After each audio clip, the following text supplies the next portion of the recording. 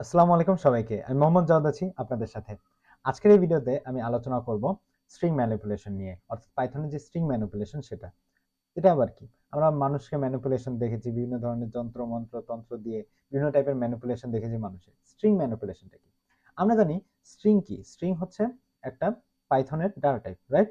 এবং এই যে টেক্সট টাইপের থাকে, তাই তো? ডাবল স্ট্রিং এর মধ্যে যেই টেক্সটটা থাকে সেটাকে আমরা বা এই ডাটা টাইপকে আমরা বলি হচ্ছে স্ট্রিং। তো স্ট্রিংটা একটা ভেরিয়েবলে স্টোর হয়। এখন এই ভেরিয়েবলটায় বা এই স্ট্রিংটা নিয়ে আমরা বিভিন্ন ধরনের কাজ করতে পারি। বিভিন্ন কারণে আমার এই স্ট্রিং ম্যানিপুলেশনটা কাজে লাগতে পারে। কিভাবে কাজে লাগবে সেটা আমরা দেখব। ফার্স্ট আমরা পেইন পয়েন্ট দেখব, কেন এই স্ট্রিং ম্যানিপুলেশন গুলো কাজে লাগলো, কোন মেথডটা কি কাজ করে। তাই তো? ম্যানিপুলেশনটা কিভাবে হয়? মূলত ম্যানিপুলেশনটা হয় হচ্ছে বিভিন্ন মেথড ইউজ করে। ওই ভেরিয়েবলে বা ওই টেক্সটের উপর কিছু ম্যানিপুলেশন হয়। কিসের মাধ্যমে? মেথডটা এপ্লাই করতে। মেথড যখনই আমরা লিখে ফেলি বা লাগায় দেই সেটার সাথে, তখন সেই মেথড অনুযায়ী সেই টেক্সটটা মূলত ম্যানিপুলেট হয়। এইজন্য আমরা এটাকে বলি বা এই কনসেপ্টটাকে আমরা বলি হচ্ছে স্ট্রিং ম্যানিপুলেশন। কিভাবে হয়? প্রত্যেকটার আমরা ইউজ কেস সহ দেখব। একটা সিনারিও নেব এবং সিনারিও বেস আমরা সলভ করব। যাতে আমরা আরো ভালো করে বুঝি। এর আগের যে পাইথনের ভিডিওগুলা বা আমাদের যে এসকিউএল এর প্লেলিস্ট চলতেছে সেখানে কিন্তু আমরা সেম প্রসেসে আগাচ্ছি। আই গেস আপনারা খুব ভালোভাবে ব্যাপারগুলো বুঝতে পারতেছেন। সো কথা না বেরিয়ে আমরা পিন পয়েন্ট দিয়ে শুরু করব। পিন পয়েন্ট থেকে আমরা আস্তে আস্তে আমাদের মেথডগুলো, যে ইম্পর্টেন্ট মেথডগুলো সেগুলো আমরা জেনে নিব। তারপর আরো কিছু যেগুলো অ্যাডভান্স রয়েছে সেগুলো আমরা আমাদের অ্যাডভান্স ক্লাসগুলোতে আমরা যখন প্রজেক্ট বেস করব তখন যেগুলো যেগুলো লাগবে সেই অনুযায়ী আমরা বুঝে নিব কোনটার মিনিং। ওকে, সো চলুন শুরু করে দিই। তো আমরা সরাসরি চলে এসেছি আমাদের স্ক্রিনে। বাট আমরা কোডেও দেখব, বাট কোডের আগে আমরা কিছু ভিজুয়ালি দেখি আসলে ব্যাপারটা কি বা কোন টাইপের সিনারিওতে কেন আমাদের মূলত স্ট্রিং ম্যানিপুলেশনটা কাজে লাগে, রাইট? ওকে, তো আমরা যদি একটু ভিজুয়ালাইজ করার চেষ্টা করি, যে ধরি আমাদের একটা ইনপুট ইনপুট বক্স আছে। আমরা জানি বিভিন্ন আমরা ওয়েবসাইট ইউজ করি না, ওয়েবসাইটে বিভিন্ন ধরনের কি ইনপুট বক্স থাকে, রাইট? এবং এই যে বক্সটা, একটা এরকম একটা বক্স থাকে এবং তার পাশে লেখা থাকে যে আপনার নাম লিখুন, হ্যাঁ? এই টাইপের একটা জিনিস দেওয়া থাকে, তাই তো? যেভাবে বলে যে আপনার নামটা কি, নামটা লিখুন। তো আমরা এই যে খালি বক্সটা, এই বক্সে আমরা মূলত আমরা যদি এটার কালারটা একটু চেঞ্জ করে দেই, এই যে এই খালি এই বক্সটাতে আমরা মূলত আমাদের নামটা লিখি। আমাদের নাম লিখতে বলা হয় পাশে, এবং আমরা এই পাশে কি আমাদের নামটা লিখি। তো আমি যদি লিখতে যাই যে আমার নাম কি, জাওয়াত। এখন কেউ যদি এই ইনপুটটা দিতে গিয়ে নিজের নামটা তো ইউজার লিখতেছে, ইউজার যদি দিতে গিয়ে ৩-৪টা স্পেস দেয়, ৩টা স্পেস দিয়ে পরে জাওয়াত লিখলো, তারপর একটা স্পেস দিয়ে লিখলো আহমেদ, হ্যাঁ? তারপর আবার সেটা একটু বড় করি, এটা লিখলো, লেখার পর আরো ২টা স্পেস দিল। প্রথমে দিল ৩টা স্পেস, তারপরে দিল আরো ২টা স্পেস। এখন স্পেস দেওয়ার পর সে মূলত সাবমিট বাটনে প্রেস করলো। তখন আমার কাছে বা ব্যাকএন্ডে আসবে এটা কি? ব্যাকএন্ডে আসবে এই যে স্পেস সহ, সামনে এই যে ৩টা স্পেস, পিছনে আরো ২টা স্পেস, এই স্পেসগুলো সহ মূলত আমার কাছে রেসপন্স আসবে। কিন্তু আমি তো এটা চাই না। আমি যদি এইভাবে বা যেভাবে ইউজার মূলত ইনপুটটা দিয়েছে, সামনে উল্টাপাল্টা কোনো সুন্দরভাবে স্ট্রাইপ করা নেই বা কাটাছেঁড়া নাই, একবারে তোমার যেভাবে ইউজার দিয়েছে স্পেস সহ যদি আমি স্টোর করে ফেলি, তাহলে কিন্তু এটা সমস্যা হবে। কি সমস্যা? আমি যদি এটা ডাটাবেসে স্টোর করি এবং পরবর্তীতে আমার যদি বিভিন্ন ধরনের ডাটা এনালাইসিস এর কাজ করতে হয়, তখন কিন্তু অনেক বেশি প্যারা দিবে। তাই না? কেউ হয়তো সামনে ২টা স্পেস দিল, কেউ হয়তো ৩টা স্পেস দিয়ে দিল কোনো কারণে, বা অনেকের কিবোর্ডে সমস্যা থাকতে পারে। একবার তোমার স্পেস বা এন্টার হিট করার কারণে অনেকগুলা এন্টার হিট হয়ে যায় বা স্পেস হিট হয়ে যায়। তো এই যে প্রবলেমগুলা, এই প্রবলেমগুলো আমার যদি স্ট্রিং ম্যানিপুলেশন না থাকে তাহলে আমাকে ম্যানুয়ালি সলভ করতে হতো, রাইট? কিন্তু এখন যেহেতু আমাদের কাছে বিভিন্ন ধরনের টুলস আছে, বিভিন্ন ধরনের মেথড আছে, সেই মেথডগুলোকে আমরা কাজে লাগিয়ে এই কাজগুলো করতে পারি। এবং এটাই কিন্তু মেইন রিজন যার কারণে এই টাইপের স্ট্রিং ম্যানিপুলেশন গুলো আসছে। এই পার্টিকুলার প্রবলেমটা আমরা কিভাবে সলভ করব? Let's see. আমরা কোডে চলে আসি। এখানে আরেকবার বোঝার চেষ্টা করি যে আমরা ইউজারের থেকে ইনপুটটা নিব। ঠিক আছে? এটা যদি আমরা দেখি কিভাবে ইনপুট নেয় পাইথনে, আমরা জানি। আমরা পাইথন স্ট্রিং ম্যানিপুলেশন পড়ছি, তাই তো? তো আমরা ফার্স্টে কি করব? Take an input input from user. Okay? আমরা ইউজারের থেকে একটা ইনপুট নিব। আচ্ছা, কিভাবে নিব? ফার্স্টে আমরা লিখব নেম নামের একটা ভেরিয়েবল আমরা স্টোর করব। কারণ আমি ইউজারের থেকে জানতে চাচ্ছি যে ইনপুট দিয়ে আমরা মূলত ইনপুটটা চাই, তাই তো? আমরা জানি। তো আমরা বলতে চাচ্ছি ইয়োর নেম, তাই তো? Your name. আচ্ছা, I guess that looks good, it looks good. Okay, okay, fine. Okay, আচ্ছা, আপনার নাম বলুন, হ্যাঁ? ইনপুটে নেম ইনপুটে। তো আমি যে ইনপুটটা দিব সেই ইনপুটটা কোন ভেরিয়েবলে স্টোর হবে? নেম ভেরিয়েবলে।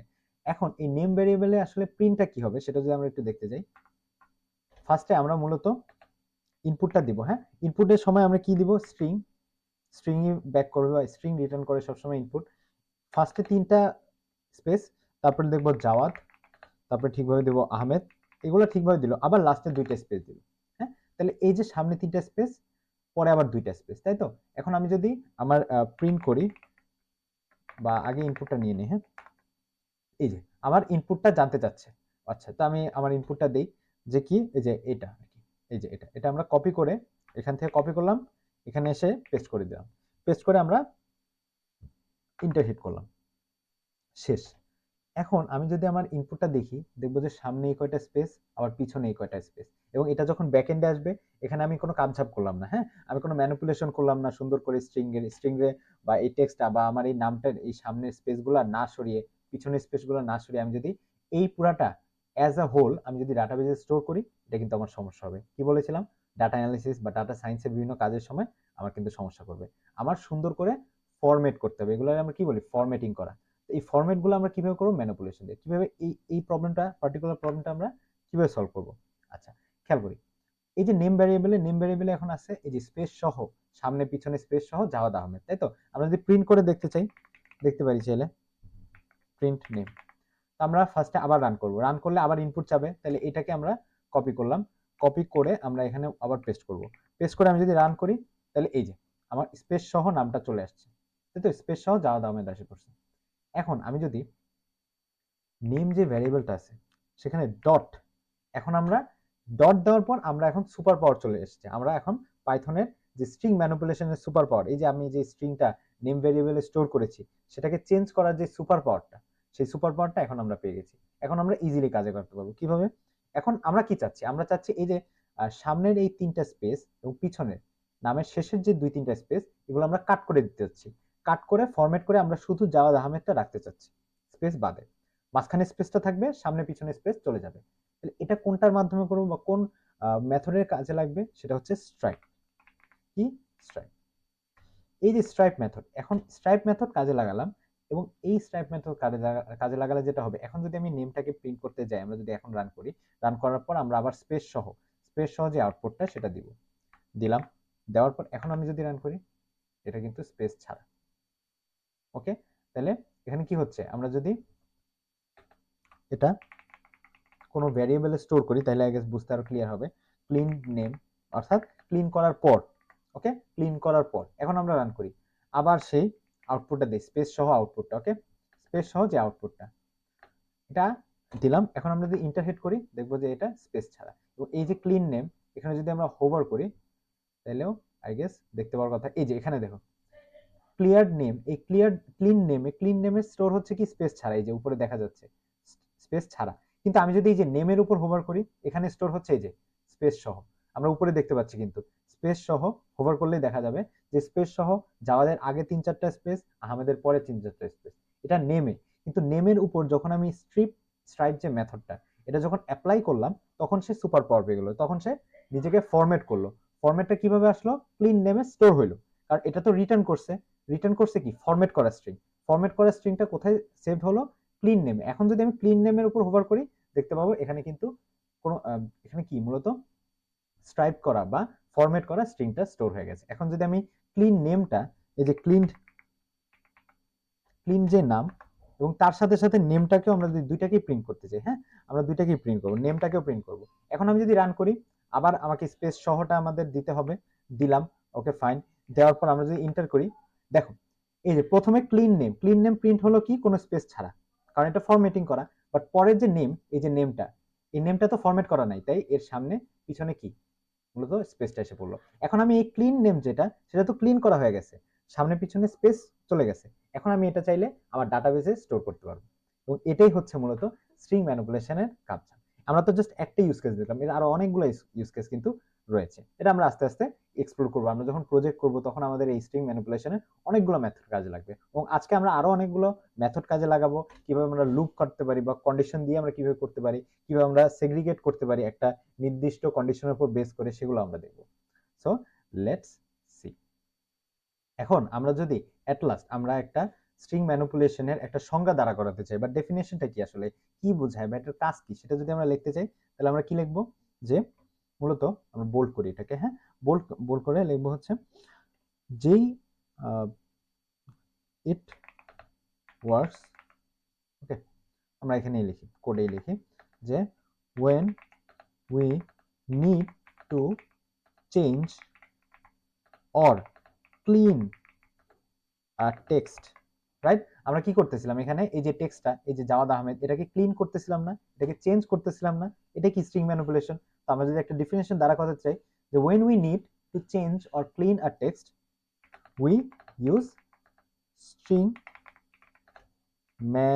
manipulating methods। তো আমরা বিভিন্ন টাইপের মেথডস আছে যেগুলো দিয়ে আমরা মূলত চেঞ্জ করি, এটাই মূলত কি, এটাই হচ্ছে স্ট্রিং ম্যানিপুলেশন বা পাইথন স্ট্রিং ম্যানিপুলেশন। ওকে, সো এটা আমরা বুঝে গেলাম। আচ্ছা, এখন আমরা আরো কিছু ইউজ কেস দেখবো। তো ধরুন আমরা এখন কোন ল্যাঙ্গুয়েজটা শিখতেছি, আমরা ল্যাং নামের একটা ভেরিয়েবলে আমাদের যে পাইথন পাইথন আমাদের পাইথন যে ল্যাঙ্গুয়েজটা সেটা আমরা স্টোর করলাম, এই ল্যাঙ্গুয়েজ আমরা পাইথন ল্যাঙ্গুয়েজকে কি স্টোর করতেছি, কিন্তু আমি আউটপুট হিসেবে চাচ্ছি, আউটপুট হিসেবে মূলত চাচ্ছি হচ্ছে আউটপুটটা এইভাবে আসুক, PYTHON, অর্থাৎ আমরা আপার কেসে আনতে যাচ্ছি সবগুলো, এই যে শব্দটা পাইথনের সবগুলো ক্যারেক্টারকে আমরা আপার কেসে আনতে যাচ্ছি, ডাইরেক্ট আপার কেসে আনতে যাচ্ছি। তাহলে আমরা কিভাবে কাজ করবো, বা এখানেও তো কি হচ্ছে, এই যে টেক্সটটাকে আমরা চেঞ্জ করতে হচ্ছে, এখানেও তাহলে আমাদের কি কাজ লাগবে, স্ট্রিং ম্যানিপুলেশন। এটা, এই যে স্ট্রিং ম্যানিপুলেশনটা করব এখানে, যে সবগুলো ক্যারেক্টারকে আমরা আপার কেসে করব, সেটা কোন মেথডের দিয়ে আমরা কাজে লাগাবো সেটা আমরা চলো দেখিনি। আমরা এখন প্রিন্ট করব, প্রিন্ট করে দেখবো কোন মেথড কি কাজ করে, আপার কেস কোনটা করে, লোয়ার কেস কোনটা করে, আবার টাইটেল আকারে কোনটা দেয়, ঠিক আছে, সেটা আমরা এখন দেখবো। আচ্ছা, তাহলে কোন ভ্যারিয়েবলে মূলত আমরা পাইথনকে স্টোর করছি, ল্যাং নামের ভ্যারিয়েবল, ওকে ল্যাং লিখলাম। এখন আমরা ডট দিব, আমি বলেছিলাম কি ডট দিলে আমরা সুপার পাওয়ার পেয়ে যাবো, অর্থাৎ স্ট্রিং ম্যানিপুলেশন এখন মেথডগুলো আমরা কাজে লাগাতে পারবো। অনেকগুলো মেথড আছে তাই না, এই যে এখানে আমরা দেখতে পাচ্ছি অনেকগুলো সাজেস্টও করতেছে, থ্যাঙ্কস টু কোল্যাব। তো এই যে সাজেস্টের মধ্যে আমরা চাচ্ছি কি আমাদের মূল আউটপুট বা এক্সপেক্টেড আউটপুট হচ্ছে এই প্রত্যেকটা ক্যারেক্টারই যাতে আপার কেসে আসে। তাহলে যদি আপার কেসে চাই তাহলে আমরা কি করব, আমরা করব হচ্ছে ডট লাগিয়ে আপার, আপার নামের একটা মেথড রয়েছে, আপার মেথডটাকে আমরা কল করব। ফাংশন কল করে কিভাবে, মেথড তো একটা ফাংশন, ফাংশন কল করে কিভাবে, প্যারেনথেসিস অ্যাড করে দিতে হয়। তাহলে এই যে আপার যে ফাংশনটা, সেটা যখন আমরা ডট দিয়ে কল করে ফেলবো তখন কি হয়ে যাবে, এখানকার এই যে ল্যাং যেই ভেরিয়েবল, এখানে স্টোর আছে কোনটা সেটা দেখবে, স্টোর আছে কে, পাইথন। পাইথনে কি সবগুলো আপার কেসে আছে, নাই, তাহলে আমরা আপার কেসে করে নিব, আপার কেসে করে তারপর মূলত এখানে প্রিন্ট করবে। তো দেখি আমরা আউটপুটে কি আসে, দেখতে পাচ্ছি আমরা পাইথনের সবগুলো ক্যারেক্টার কি বড় হাতের হয়ে গেছে। আচ্ছা, এখন আমরা চাচ্ছি পাইথনের সবগুলো বড় হাতের না হয়ে উল্টা ছোট হাতের হয়ে যাবে, সবগুলো ছোট হাতের। তো আমরা এখানে আউটপুটে দিচ্ছি বড় হাতের, হ্যাঁ পাইথন। তো আমি ল্যাঙ্গুয়েজে সেভ করেছি পাইথনের সবগুলো বড় হাতের ক্যারেক্টারে টেক্সটে, কিন্তু আমি আউটপুটে চাচ্ছি সবগুলো ছোট হাতে।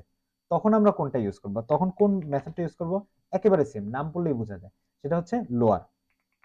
আপার কেসে আপার ফাংশন কি করতেছিল, সবগুলো ক্যারেক্টারকে আপার কেসে কনভার্ট করতেছিল।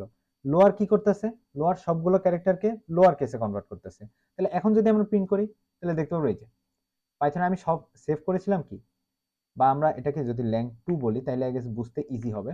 ল্যাং2 বললে তাহলে কি, ল্যাং2 তে সেভ হচ্ছে পাইথনের যেটা সবগুলো বড় ক্যারেক্টার, কিন্তু আমি চাচ্ছি ছোট ক্যারেক্টার, এটাও কি স্ট্রিং ম্যানিপুলেশন তাই না, এখানে আমরা একটা টেক্সট রয়েছে, সেই টেক্সটটাকে আমরা ম্যানিপুলেট করতেছি। তাহলে এই যে ম্যানিপুলেশনটা কাজ করলাম কিভাবে, লোয়ার মেথড দিয়ে।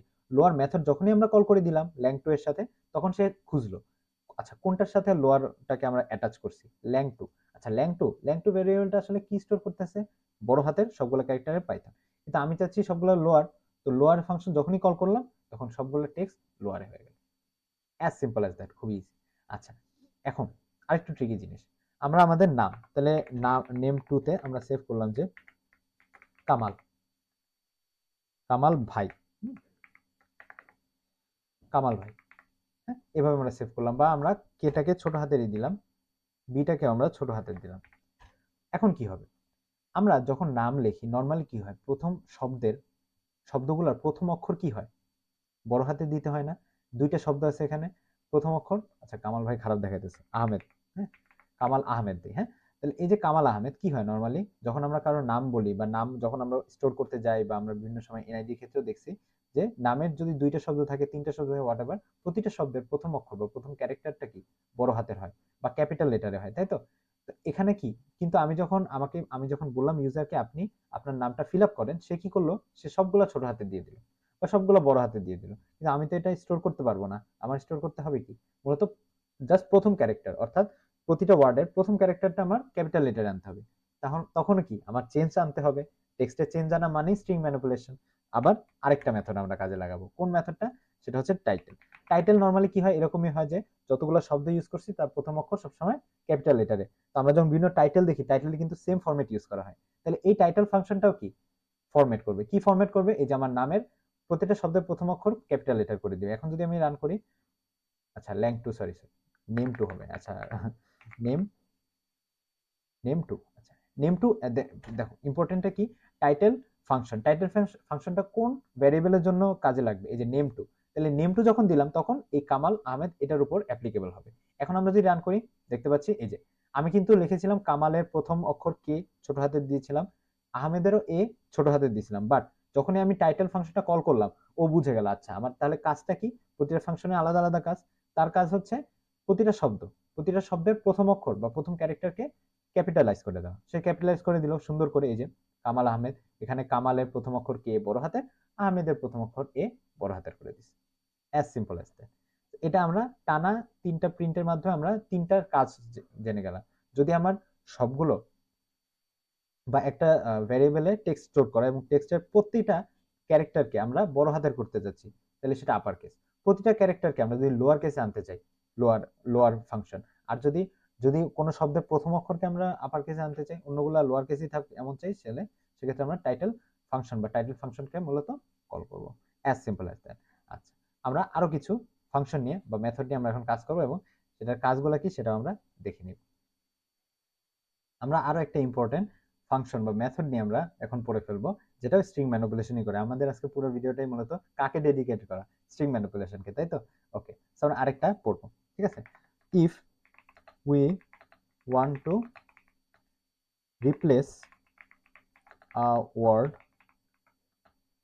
অফ আ সেন্টেন্স,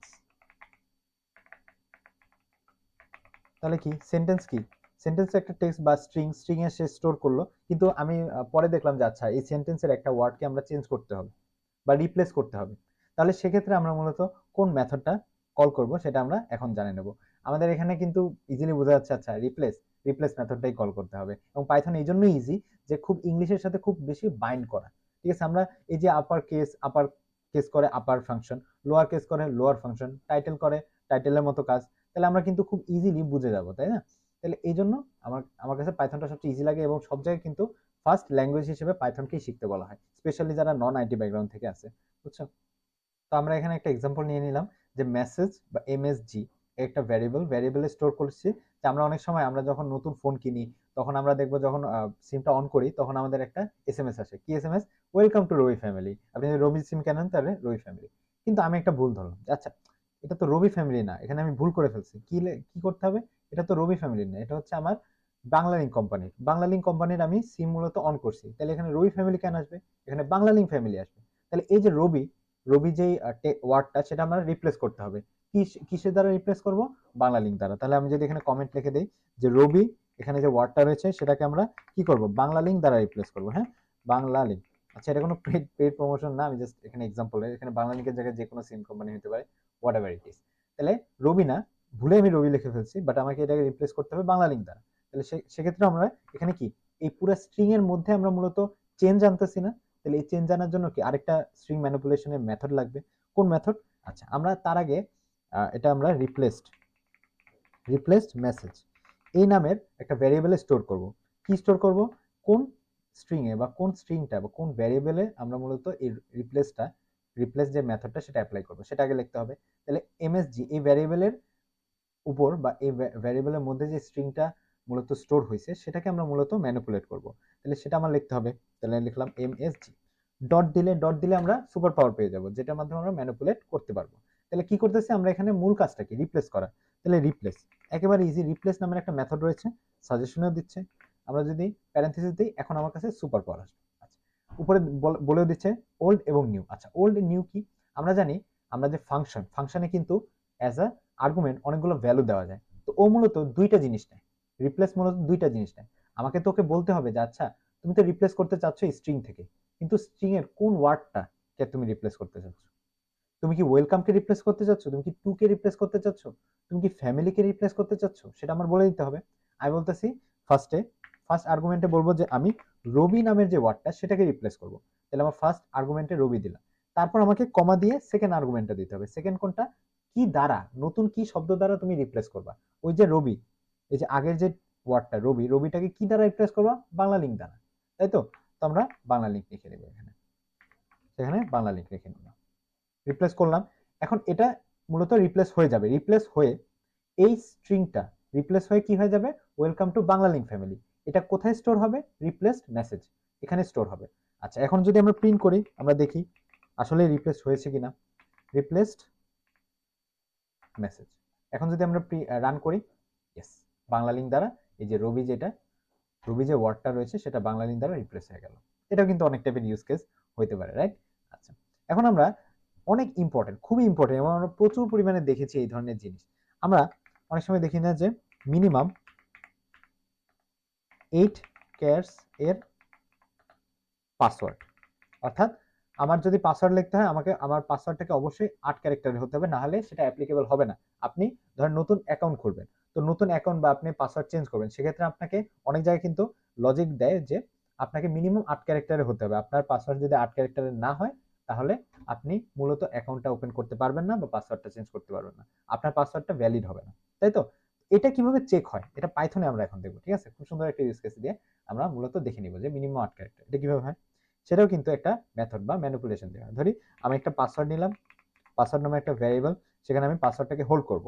পাসওয়ার্ডটা কি দিলাম, যে ফাইন মি 3 4 5। আচ্ছা, এখানে কয়টা হয়েছে, 1 2 3 4 5 6 7 8 9। আচ্ছা, 8-এর বেশি।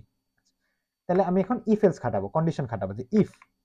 এখন আমরা কোন মেথডটাকে ইউজ করবো, সেটা হচ্ছে লেন মেথড। লেন নামের একটা মেথড আমরা কল করব।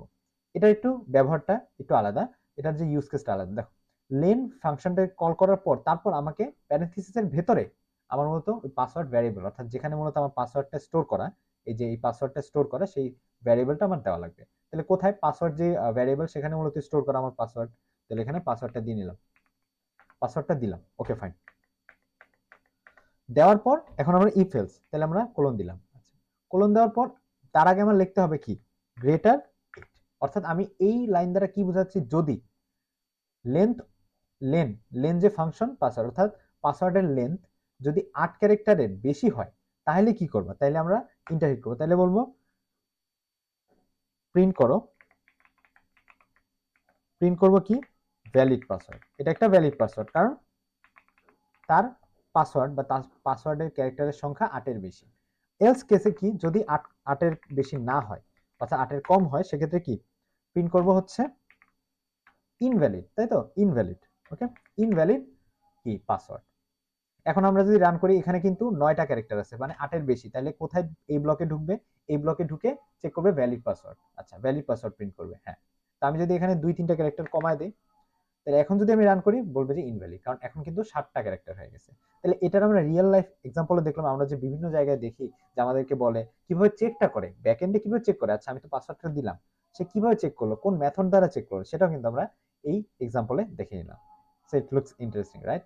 ওকে, তো আমরা আরেকটা এক্সাম্পল, খুব সুন্দর একটা এক্সাম্পল দেখে নিই। এখন আমরা একটু ইউজ কেস, আরেকটু ইউজ কেসে যাব। আমরা জিমেল ইউজ করছি, তাই না। জিমেলে অনেক সময় দেখবো আমাদের সাইডে প্রমোশনাল এসএমএস নামের আলাদা একটা সেগমেন্ট বা ক্যাটাগরি থাকে, যেখানে মূলত কিছু মেইল আসে। সেটা কিন্তু আমার যে মেইন মেইলের যে ইনবক্স, সেখানে শো করে না, সেটা আলাদা একটা সেগ্রিগেশন থাকে। যেমন প্রমোশনাল এসএমএস, ওকে, বা প্রমোশনাল মেইল, সেগুলো কিন্তু আলাদা সেগমেন্ট হয়ে আলাদা স্প্যামে চলে যায়, আমার স্প্যামে গিয়ে তারপর দেখা লাগে। তাহলে এই যে জিমেল যে কোম্পানিটা, সেটা কিভাবে আসলে এই প্রমোশনাল যে এসএমএস সেগুলোকে আলাদা করে, সেটা আমরা এক্সাম্পল দিয়ে দেবো। এখানেও কিন্তু ম্যানিপুলেশনের কাজ হয়। কিভাবে, খেয়াল করি। আমি লিখলাম যে আমি একটা মেইল পাঠাবো, মেইলের বডিতে কি থাকবে, বডিতে থাকবে এরকম, যে ধরি যে মেইল, হ্যাঁ, মেইল নামের একটা ভ্যারিয়েবল, সেখানে আমি বডিতে মূলত সেন্ড করতেছি যে 50% অফার অন দিস প্রোডাক্ট।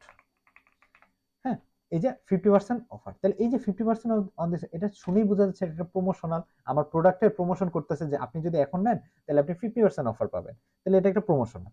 এটা জিমেল কিভাবে সেগ্রিগেট করবে সেখানেও কিন্তু কাজ আসে। এখানেও ইফ এলস এর কাজ, কন্ডিশন ইফ, হ্যাঁ ইফ, তারপরে কি আমাদের এখন এটা দেখা লাগবে। এখন আমার বুঝতে হবে আসলে আমি কোন শব্দ দ্বারা এটাকে প্রমোশনাল, এটা যে প্রমোশনাল সেটা আমরা জাজ করতেছি কোন শব্দ দ্বারা। এখানে আমরা অফার যে শব্দটা, সেই অফার শব্দ দ্বারা আমরা মূলত বুঝতেছি যে এটা প্রমোশনাল। তাহলে আমরা পাইথনেও এই কোডটাই দেব, ইফ অফার, হ্যাঁ অফার ইন মেইল। অর্থাৎ আমার কাছে যে মেলগুলো আসবে এক এক করে আসবে, এই প্রত্যেকটা মেইলে আমি চেক করব স্ট্রিং এ, এই যে টেক্সটটা, এই টেক্সটের মধ্যে চেক করব অফার নামের কোনো শব্দ আছে কিনা। যদি থাকে তাহলে আমি কি করব, তাহলে আমি ইন্টারহিট করে প্রিন্ট করব যে এটা একটা কি প্রমোশনাল। কারণ মেইন মানদণ্ড বা মেইন প্যারামিটার আমরা বলতেছি যখনই একটা মেইলের বডিতে অফার নামের কোনো শব্দ অ্যাড থাকবে সেটাকে আমরা প্রমোশনাল এসএমএস দ্বারা সেগমেন্ট করে সেটাকে স্প্যামে ফেলাই দেব। তাহলে এটা আমরা প্রিন্ট করব যে প্রমোশনাল মেইল। আর যদি না হয় এলস কেসে কি হবে, এলস কেসে আমরা প্রিন্ট করলাম না, হোয়াটএভার ইট ইজ। তাহলে এখানে এই যে মেইল ভ্যারিয়েবলে চেক করবে কি অফার নামের কোনো শব্দ আছে কিনা, আছে, তাহলে এটা ঢুকে যাবে ভেতরে, ঢুকে কি প্রিন্ট করবে প্রমোশনাল মেইল। এখন যদি আমি রান করি এটা কিন্তু প্রমোশনাল মেইল, ঠিক আছে।